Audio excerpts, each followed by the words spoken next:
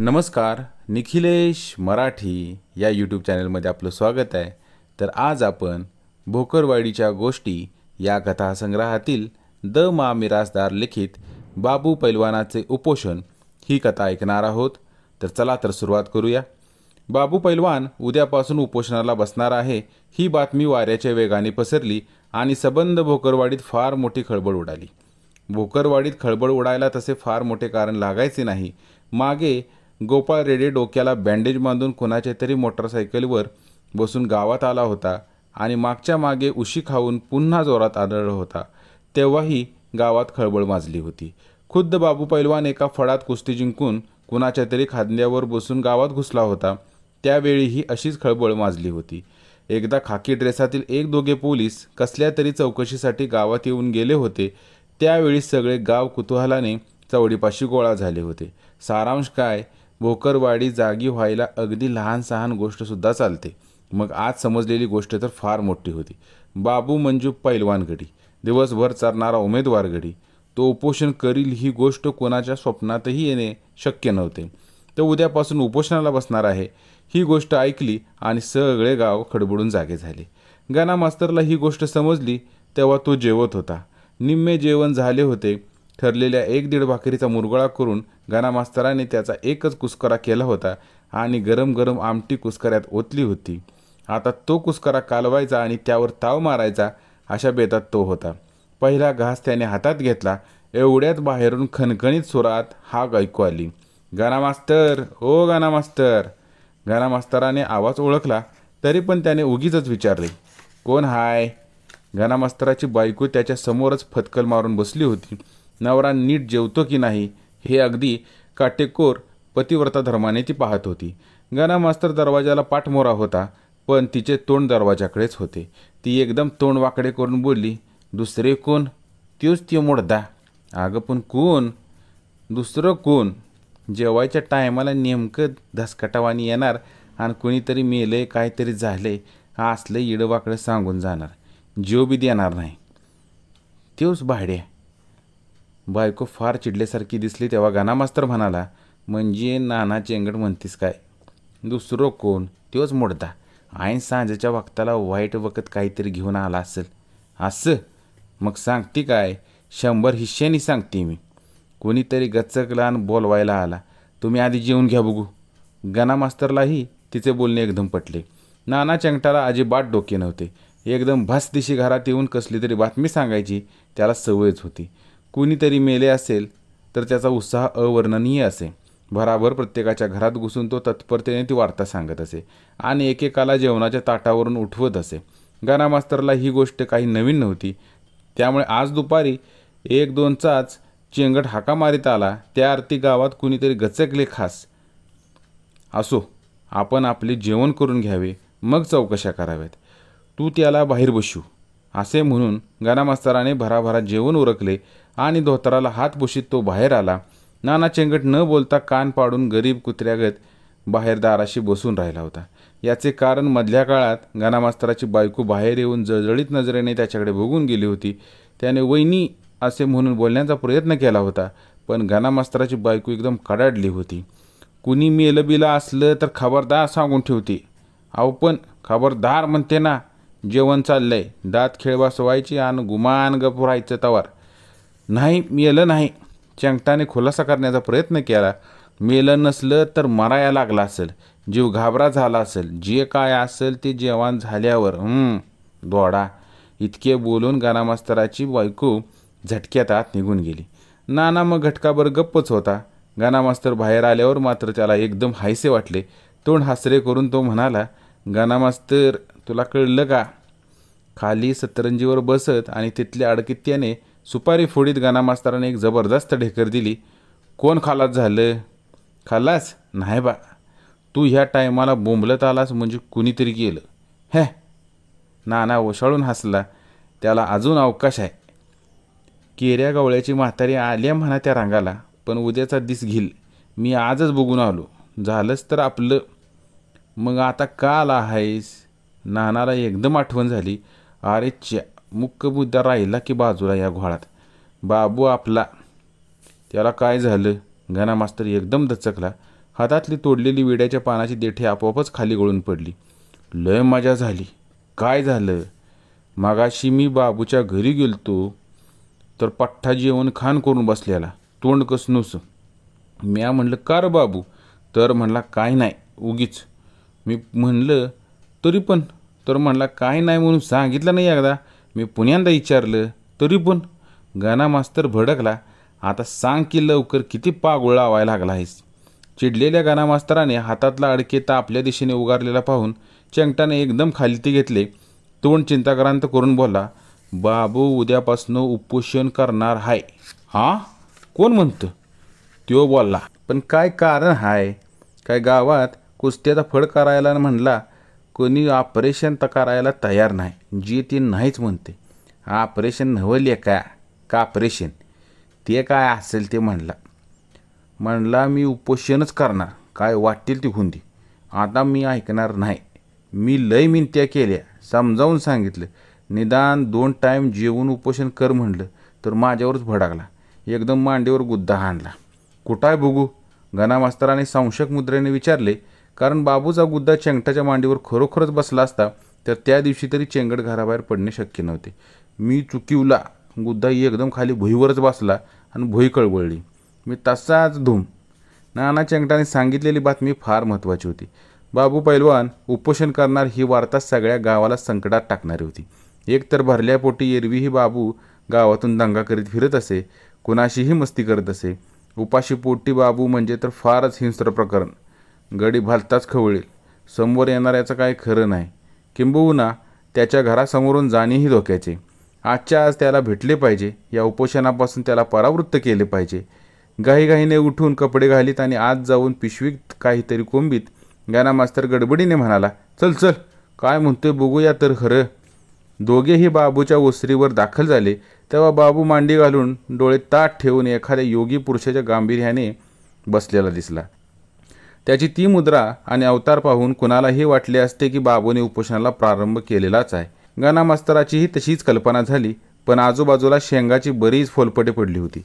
केळ्याच्या सालीही डझनभर दिसल्या. बाबूचे तोंडही अजून हलत होतं. शिवाय उद्यापासून बाबूचे उपोषण सुरू होणार हे नाना बोलल्याचे त्याला पक्के आठवत होते. त्यावरून उपोषणपूर्व अखेरचे खाणे चालले असावे असा त्याने तर्क केला. गाणा मास्तराने बाबूकडे पाहिले. गंभीर आवाजात विचारले, बाबू हा चेंगट काय म्हणतोय, खरं का? बाबू एकदम चेंगटाकडे वळला. तरी चेंगट वेळ प्रसंग ओळखून गाणा मास्तराच्या पाठीमागे अंतर राखून सावधपणे बसला होता. वेळ आली तर दरवाजा गाठण्यासाठी आपल्याला किती सेकंद लागतील याचाही हिशेब त्याने मनात मांडला होता. तरी पण बाबूचा त्याच्याकडे नुसता मोहरा वळल्याबरोबर त्याची बोबडी वळली. काय रे चेंगटो, लेका काय सांगितलंस? कुठं? काय नाही.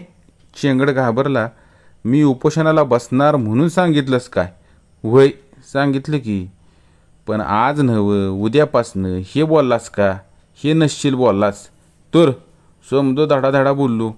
धडाधडा कशाला बोललास? हळूहळू सांगायचं. एवढी अक्कल असू नये तुला. बाबूने हात उगारला तेव्हा चेंगटाने पुन्हा एकदा दरवाजाकडे पाहिले. एक पाऊल त्याने ओसरीच्या खाली टाकलेही.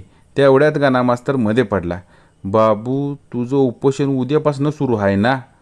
हां. बाबू गुरगुरला. खबरदार जर कोणी उपोषण सोडा म्हणायला आला असशील तर अजिबात सोडणार नाही, सांगून ठेवतो. पण उपोषण कसं?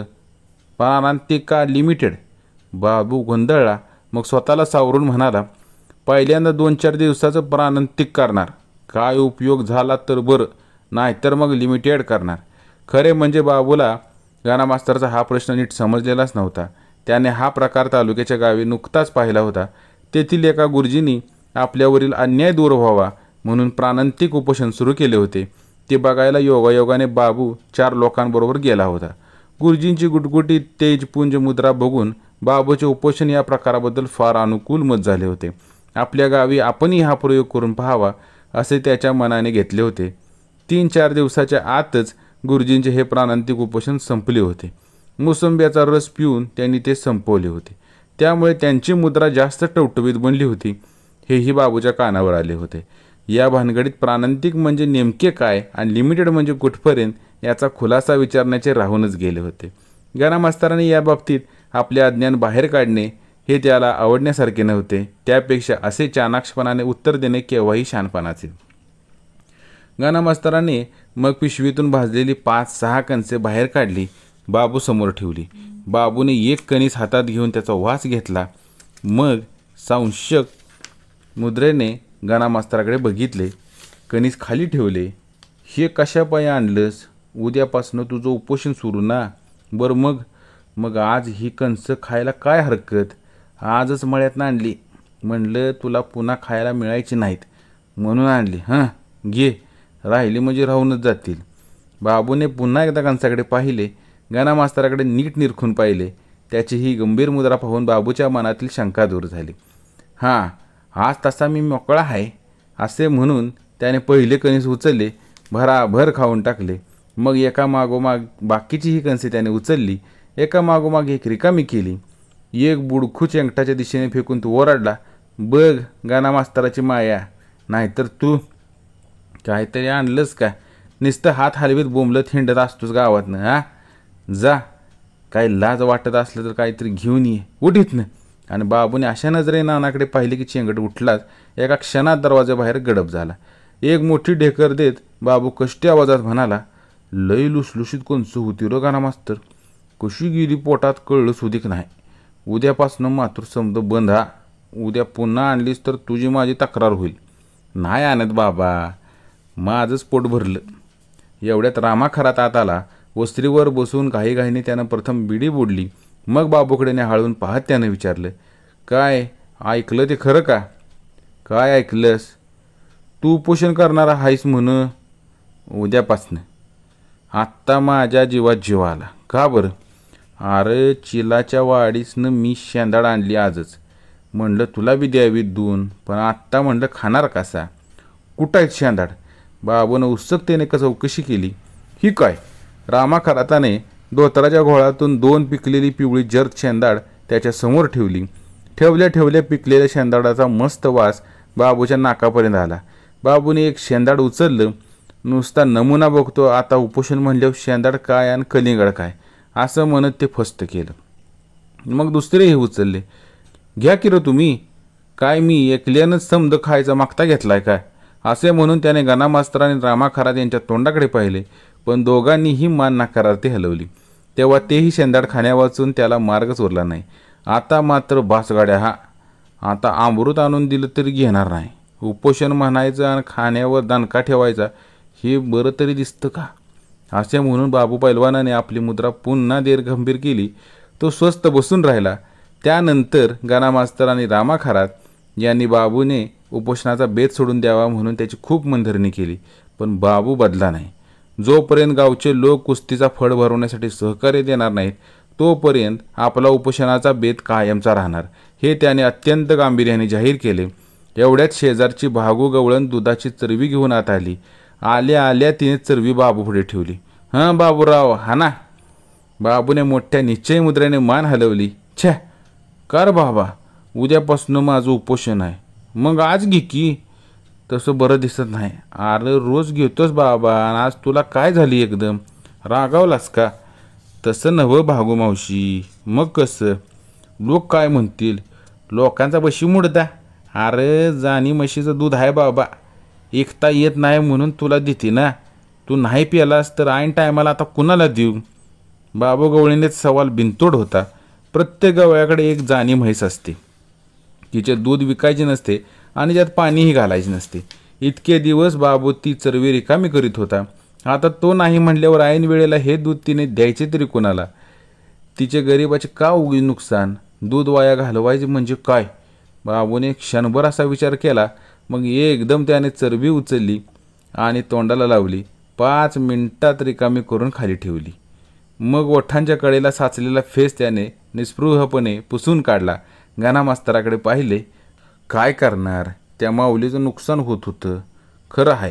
गाना मास्तराने मान होकारावरती हलवली. प्यालास? झकात झालं. दूध कारणी लागलं. रामा बिडी फुकत बोलला. त्यानंतर मात्र बाबूने काही खाल्ले नाही. फक्त शिवा जमदाडे कुठल्या तरी जत्रेहून भेंड बत्ताशी चिरमुरी घेऊन आला होता आणि तो प्रसाद घरी नेण्याचा त्याचा विचार होता. जाता जाता सहज त्याने बाबूच्या घरात डोकावून पाहिले, पण प्रसाद म्हणल्यावर बाबू ऐकच ना. निम्मी पिशवी त्याने तिथंच रिकामी केली. त्यानंतर गोपाळ रेडे ताजी पेंड घेऊन घरी चालला होता. शेंगदाण्याची ताजी पेंड फारच खुसखुशीत लागते हे सगळ्यांनाच ठाऊक होते. त्यामुळे बाबूने थोडी पेंडही चाकून बघितली. अशा 4-2 गोष्टी सोडल्या तर बाबूने दुसरं काही खाल्लं नाही. उपोषण करण्याचा त्याचा निर्धार वरचेवर दृढ होत गेला. बराच वेळ गेला आणि सगळी मंडळी उठणार तेवढ्यात नाना चेंगट घाईघाईने आत आला. आल्या आल्या त्याने 2 वाळलेली मुसुंबी जमिनीवर ठेवली. त्यातलं एक सोलून देत तो म्हणाला, हां घ्या बाबूराव. बाबू रागवला. जळजळीत दृष्टीने त्याने नानाकडे पाहिले. हे काय रे चेंगट्या, मुसुंबी? अजून उपोषणाचा पत्ता नाही आणि एवढेच मुसुंबी? गाणा मास्तर समजुतीच्या स्वरात म्हणाला. अरे खोड्या, उपोषण सोडायच्या टायमाला मुसुंबी आणतात, तू आधीच देतोस वय? काय लाजबीज मुद्दा मांडलीत हां? मंडळी समधी फड भरवायला कबूल आहेत. मी तिकडंच आलोय ना. त्यांनी माझ्याबरोबर निरोप पण धाडलाय. तवा ही मुसुंबी हाना आणि सोडा उपोषण. अखेर बाबूचे म्हणणे गावकऱ्यांनी ऐकले होते. ते कुस्त्यांचा फड भरवायला कबूल झाले होते. म्हणजे आपल्यावरील अन्याय दूर झाला आहे तर मग मुसुंबी खायला का हरकत कसली? तू खाऊनच उद्यापासून सुरू होणारे उपोषण सोडावे हे बरे. मोसंब्याच्या फोडी गटागट तोंडात टाकीत बाबा खुशीत होऊन हसला. रस गिळून त्याने जीभ पुसली. मग बायकोला हाक मारून तो म्हणाला, अगं आता उपोषण नाही बरं का. ते माहेरचे आणलेले पेढे आण बाहेर. आता खायला हरकत नाही. जेवायचं हुस्तोवर काहीतरी तोंडात टाकायला होईल. धन्यवाद.